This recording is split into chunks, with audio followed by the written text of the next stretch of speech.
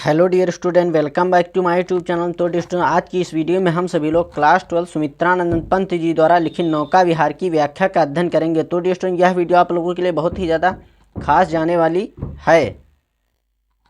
Dear student, इसमें से कोई ना कोई पैराग्राफ लगभग हर बार बोर्ड एग्जाम में पूछा जाता है। तो डियर स्टूडेंट, आप लोगों को बिल्कुल इस पैराग्राफ को अच्छी तरीके से तैयार कर लेना है और बिल्कुल अच्छी तरीके से याद करना है, और जिससे अच्छी तरीके से बोर्ड एग्जाम में लिख कर आना है अगर पूछता है। डियर स्टूडेंट, सुमित्रानंद पंत जी द्वारा लिखित है। इसमें क्या होता है कि चांदनी रात में प्राकृतिक सुषमा के गंगा में नौका विहार करते हुए उसके अलौकिक आनंद की अनुभूति का वर्णन जो है करते हैं सुमित्रानंद पंत जी, और यानी कि उसकी धारा कैसी रहती है, उसमें प्रतिबिंब चंद्रमा का कैसा बनता है, इन्हीं सभी चीज़ों का जो है वर्णन किया गया है। तो डियर स्टूडेंट, आप लोगों को एक एक शब्द के अर्थ के साथ व्याख्या बिल्कुल आसान व सरल शब्दों में आप लोगों को बिल्कुल अच्छी तरीके से बता दूंगा, जिससे आप लोग बिल्कुल अच्छी तरीके से तैयारी करके जाएं और अच्छे से अच्छे मार्क को बोर्ड एग्जाम में अचीव करें।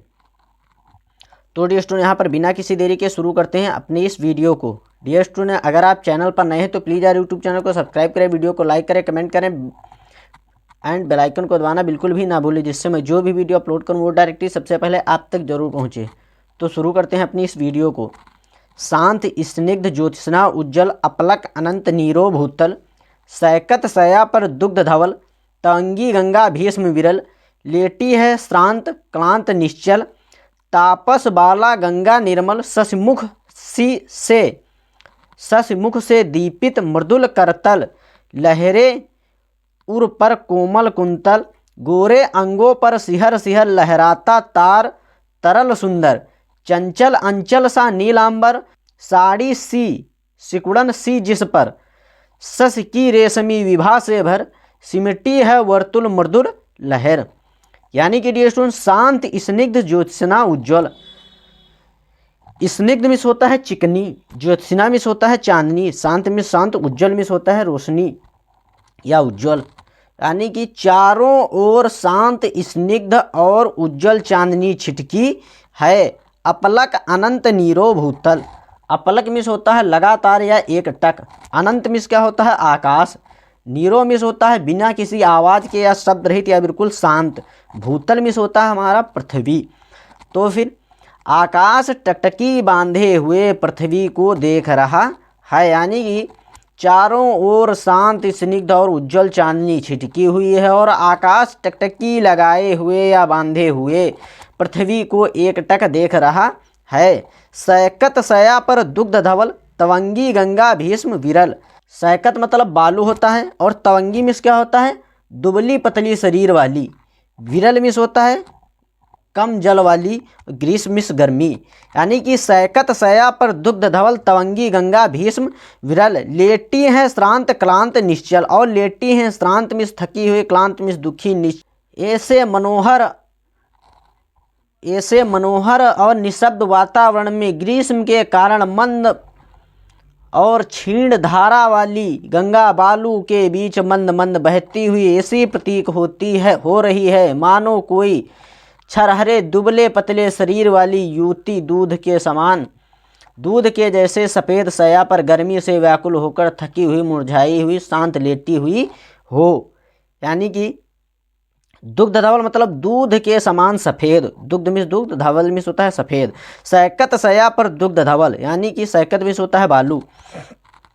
ऐसे मनोहर और निशब्द वातावरण में ग्रीष्म के कारण जो है गंगा का जल जो है बहुत कम हो जाता है और वो बिल्कुल ऐसी प्रतीक होती है कि मानो कोई छरहरे दुबले पतले शरीर वाली सुंदर युवती दूध जैसी सफ़ेद सया पर गर्मी से व्याकुल होकर थकी, मुरझाई और शांत लेटी हुई है। यानी कि जल कम हो गया और जिससे बालू की चमक बहुत ज़्यादा बढ़ गई, तो वो उसमें जो गंगा में जो जल भरा हुआ बिल्कुल एक सफ़ेद सुंदर युवती के समान लग रहा है।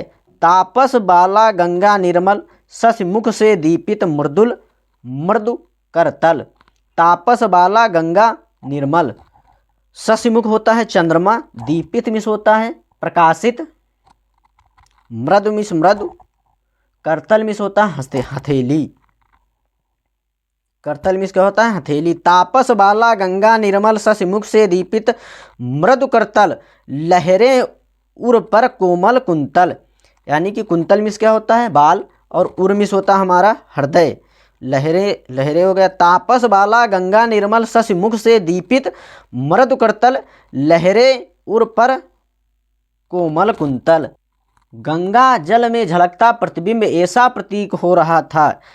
डियर स्टूडेंट, अगर आप सोच रहे हैं कि एक एक मीनिंग के अनुसार अगर इसकी व्याख्या को निकालेंगे तो नहीं निकाल पाएंगे, क्योंकि ये लेखक हैं, इनकी व्याख्या को जो है अपने मन से थोड़ा बढ़ा चढ़ाकर जो है बताना पड़ता है, तभी आप लोग समझ पाएंगे इसको।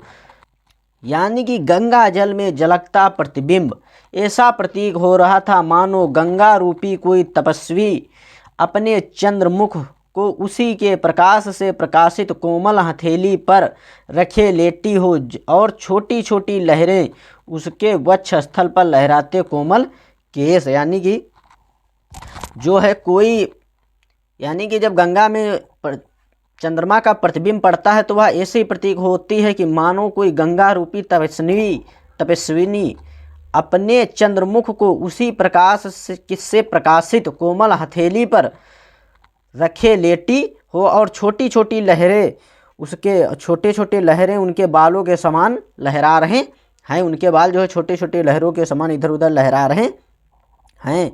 गोरे अंगों पर सिहर सिहर लहराता तार तरल सुंदर। गोरे अंगों पर सिहर सिहर, यानी गोरे अंगों पर सिहर सिहर मतलब धीरे धीरे लहराता तार तरल सुंदर। गोरे अंगों पर सिहर सिहर लहराता तार तरल सुंदर, चंचल अंचल सा नीलांबर। और कहती तारों भरे आकाश की चंचल परछाई गंगा के जल में पड़ती है तो ऐसा प्रतीक होता है मानो गंगा रूपी तपस्विनी बाला के गोरे गोरे अंग के स्पर्श से बार बार कांपता तारों जड़ा उसका आकाश नीला आंचल लहरा रहा हो। यानी कि गोरे अंगों पर सिहर सिहर लहराता तार तरल सुंदर, चंचल अंचल सा नीलांबर। यानी कि मानो तारों भरे आकाश की चंचल परछाई गंगा के जल में पड़ती है तो ऐसा प्रतीक होता है कि मानो गंगा रूपी तपस्विनी बाला के गोरे गोरे अंग के स्पर्श के कारण बार बार कांप रहा हो, और तारों जड़ा यानी कि चंचल अंचल सा नीलांबर, तारों जड़ा उसका नीला आंचल लहरा रहा हो।